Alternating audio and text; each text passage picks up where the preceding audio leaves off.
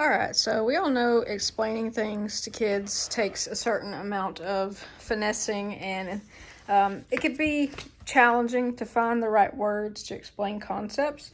I think this book does a really good job of starting off like with the anatomy, the changes that they're experiencing, like boys and their voices cracking, the dreams and such, and just things that they can expect, taking care of their skin. There's a page about how to do shaving.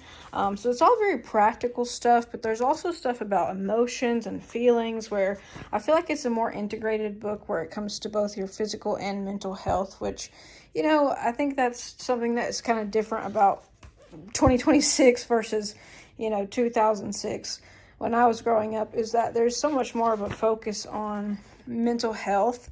Like this page is about body language and listening and how you should be able to kind of see when someone else is feeling anxious, how to be a good friend. It's got stuff about school, something about consent and boundaries. I mean, that's just kind of stuff that I didn't really have when I was growing up. There wasn't a lot of talk about that. And then there's also pages about quick tips, if you see on the side. And then there's actual little like anecdotes from the perspective of boys. So very nice little book here. It's also a good chance for you to sit down and talk with your son about what's going on with him.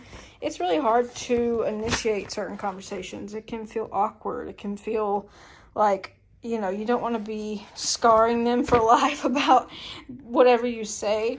But it's important that you're the one who talks to your child about stuff. Like, you don't want someone else to be having to explain all of this.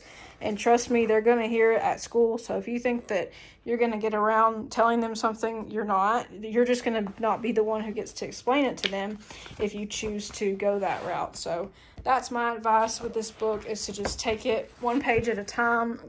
Tell your son, hey, I want you to look through this and let's talk about it. It doesn't have to be a high pressure situation, but I do think that this is a good way to sit down and explain some things that are going to happen with your son's body, and also just the changes that will happen throughout his life as he enters a different phase of life.